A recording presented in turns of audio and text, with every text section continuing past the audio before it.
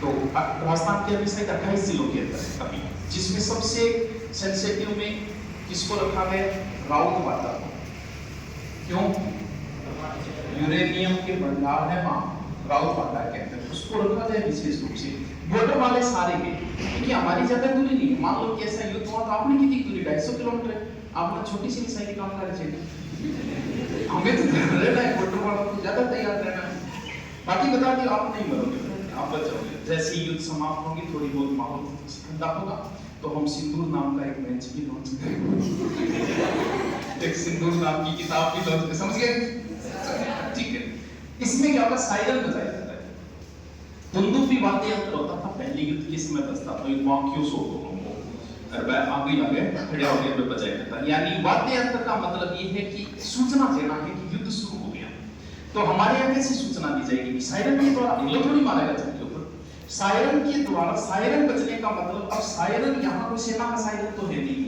जैसे दानानगर में मान लो बजाओ तो 8 बजे का समय रखा गया, 8 से 2 मिनट पहले बजेगा, इसे अलग अलग जगह समय रखा गया। तो मान लो कि यहाँ बजा तो सेना वाला यहाँ है, तो सायरन का मतलब एम्बुलेंस का भी हो सकता है, पुलिस का सायरन भी हो सकता है, मस्जिद से भी बज सकता है, मंदिर से भी बज सकता है, कहीं से भी बज सकता है। जब वो सायरन बजे तो इसका मतलब युद्ध छिड़ चुका है।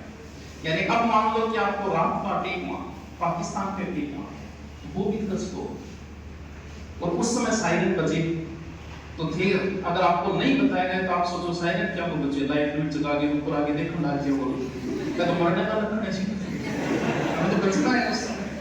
तो सायरन का मतलब आगे कभी भी ऐसी सिचुएशन हो सकती है, 10 दिन 15 दिन महीने की, एक साथ बड़ा वार छिड़ जाए, हो सकती है।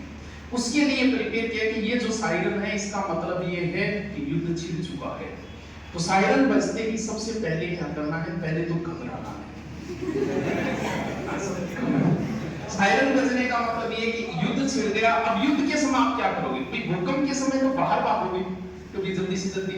अब ये तो युद्ध है, युद्ध में हथियार फेंके जाते।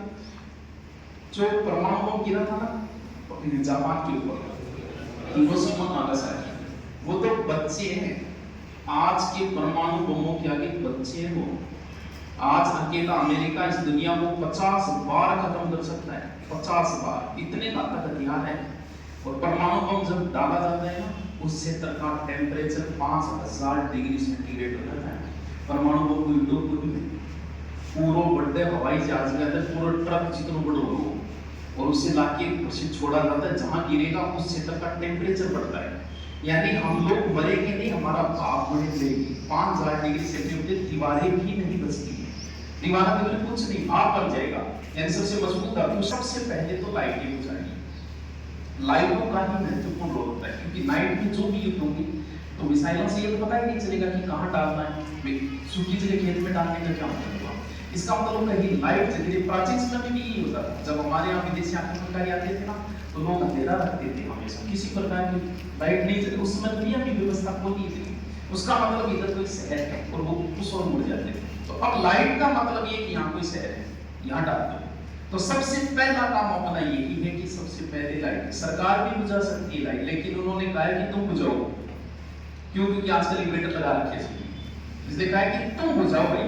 काम ये हम भी कर सकते हैं। सरकार को 1 मिनट का काम, पूरे भारत की लाइट काटती है सरकार 1 मिनट के अंदर, लेकिन वो कह रही है तुम करो ये काम। पहला काम लाइट बुझाना। दूसरा काम है आप अपने सुरक्षित स्थान को तलाशो। अब घर के अंदर हमारे यहाँ युद्ध नहीं होती, हमें पता ही नहीं कि सुरक्षित स्थान भी बनानी। इजराइल जैसे देशों में तो अंदर अंडरग्राउंड बनाए जाते हैं, बैंकर बनाए जाते हैं। सबसे सुरक्षित स्थान होता है अंडरग्राउंड, वो हम बनाएंगे।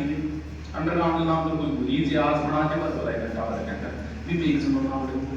अंडरग्राउंड सबसे सुरक्षित स्थान है कि वहां भागो आप सबसे पहले। अगर ऐसा कोई वो नहीं है, ऐसा कमरा होना चाहिए जो चारों से बंद हो, खिड़कियां कम हो, जिसके अंदर मजबूत कमरा हो जो। और अगर खिड़कियां हैं तो खिड़कियों को बंद करो।